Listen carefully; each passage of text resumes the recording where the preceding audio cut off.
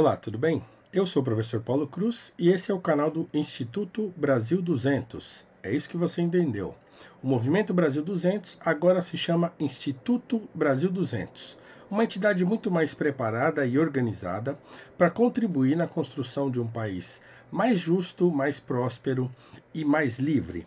Nós teremos agora conversas regulares aqui por esse canal, então peço a você, se não se inscreveu, que inscreva-se aqui no canal do Instituto Brasil 200, que você também dê like já nesse vídeo, clica no sininho para receber as notificações e nos ajudar a manter esse espaço aqui aberto de conversa. Também teremos artigos regulares, aí, semanais, no site do Instituto Brasil 200. Fique ligado aí nas redes sociais, tanto do Brasil 200 quanto minhas, aí que a gente vai divulgar isso conforme as publicações forem acontecendo. Eu queria hoje nesse vídeo tratar rapidamente, brevemente, de dois temas. Um deles é um tema que aparentemente já está resolvido e outro ainda por resolver. O primeiro deles, o que já aparentemente está resolvido, é a censura que o Supremo Tribunal Federal impetrou contra a revista Cruzoé, a revista digital Cruzoé, e o site Antagonista. E o outro assunto é a nossa tão sonhada reforma da Previdência. E inclusive esse é um assunto sobre o qual o Instituto Brasil 200 está debruçado, né, está com um escritório lá em Brasília. O Gabriel Kanner, que é o presidente do Instituto, está lá o tempo todo, agora essas semanas, assim, conversando com parlamentares, incentivando, porque esse é o tema mais importante para o futuro socioeconômico do nosso país. Mas eu queria começar com o tema do STF, mas não falar propriamente do caso do STF, porque nas duas últimas semanas muita gente já falou sobre isso, muita gente já comentou, escreveu, gravou vídeos, mas eu queria fazer um comentário mais ligado a esse valor tão importante de qualquer democracia séria, ou esses valores, melhor dizendo, que são a liberdade de imprensa e a liberdade de expressão. No caso da liberdade de expressão, nós tivemos aí um caso recentíssimo aí, que foi a condenação do humorista Danilo Gentili por uma ação contra ele, né, pela deputada Maria do Rosário. Então isso é um absurdo assim que a gente está vivendo, e eu não estou falando isso porque é de direita ou de esquerda, mas porque as pessoas têm de ter liberdade, um comediante tem de ter liberdade de fazer aí o seu humor. Nós não podemos tratar e principalmente usar a máquina pública, como fez a deputada, para atacar um cidadão, um humorista, um comediante. Então isso já é um absurdo por si só. Mas nesse caso específico da Cruzoé e do Antagonista, é curioso porque um ministro do Supremo tem o seu nome envolvido aí numa reportagem, né, com um codinome ligado à corrupção, e ele se volta contra esse órgão de imprensa e o censura. Isso é muito sério, muito grave, porque ataca esse princípio fundamental das democracias, que é a liberdade de imprensa, a imprensa que tem que ser livre para dizer aquilo que ela quer dizer, para investigar e para denunciar. A liberdade de imprensa, ou seja, melhor dizendo, a imprensa chega no Brasil em 1808 com o Dom João VI. E logo em seguida, após o próprio governo criar uma imprensa oficial, é criado um jornal no Brasil chamado Correio Brasiliense, por um português imigrado aqui no Brasil chamado Hipólito da Costa. Ele estava viajando na época, estava em Londres, mas ele cria o jornal aqui no Brasil. Esse jornal tem problemas assim meio de censura no começo, mas depois ele passa a circular com uma certa liberdade. E ele também, por vezes, era bem crítico ao Império. Ele, por exemplo, é o primeiro jornal brasileiro a falar frontalmente contra a escravidão. Então, para o período imperial brasileiro, sempre foi um valor importante a liberdade de expressão e de imprensa, sempre foram valores importantes dos nossos governos imperiais. Na Constituição de 1824 já tinha cláusulas defendendo a liberdade de imprensa, e principalmente por Dom Pedro II, que era um defensor ferrenho da liberdade de imprensa, né? Ele inclusive dizia que a imprensa só tinha de se combater com a própria imprensa.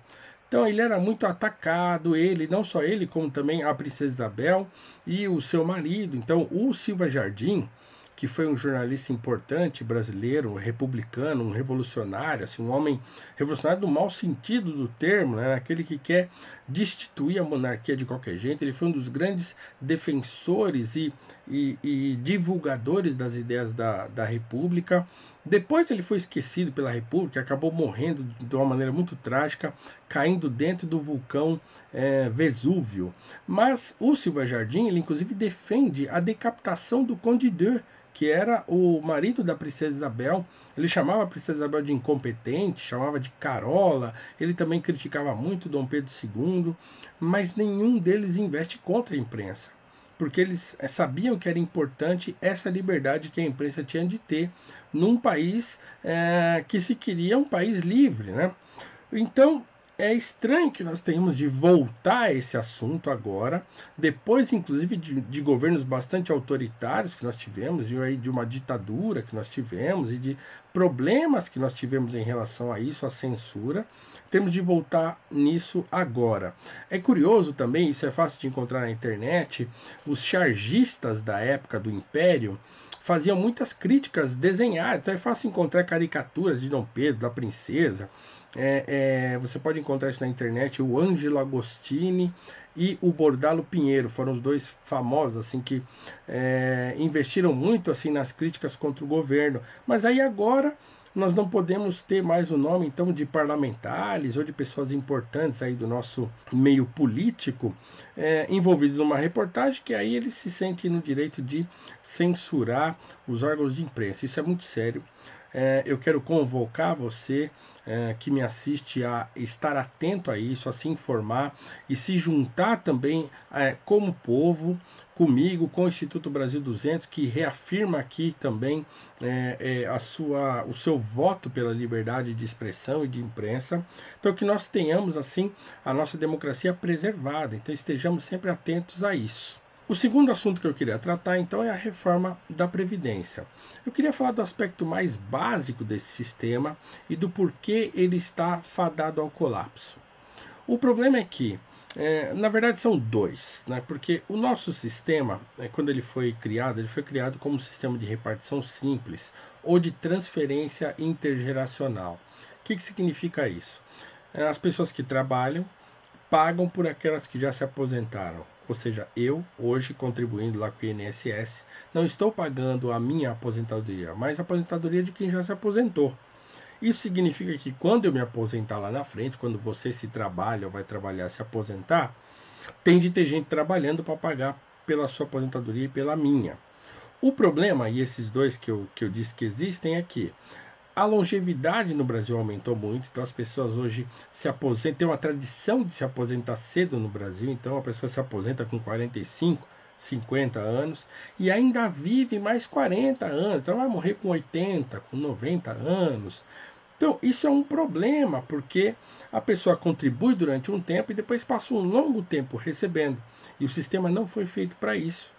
Ele foi feito por quê? Porque as pessoas viviam menos. Então a pessoa se aposentava, vivia mais um pouco, morria.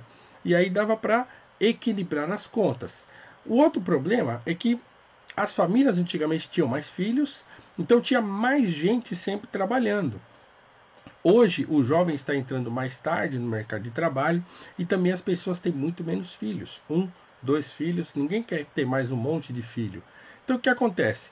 A receita está diminuindo e a despesa está aumentando. Cada vez tem menos gente trabalhando e mais gente aposentada. E não dá para resolver isso simplesmente pegando o dinheiro de quem está devendo, de empresas, ou só diminuindo a aposentadoria desses privilegiados, simplesmente do funcionalismo que recebe muito dinheiro. Por quê? Porque o crescimento desse problema é exponencial. Não se resolve assim só equacionando o problema, tem de mudar o sistema mesmo. Então esse é um assunto que a gente vai voltar. Você converse com as pessoas que não sabem, que não entendem, expliquem isso, expliquem essa fórmula simples, né, de saber, olha, as pessoas vivem mais e contribuem menos, e aí menos gente trabalhando, então a conta não está fechando. A União gasta hoje já mais de 50% da sua receita só com a Previdência. É preciso mudar.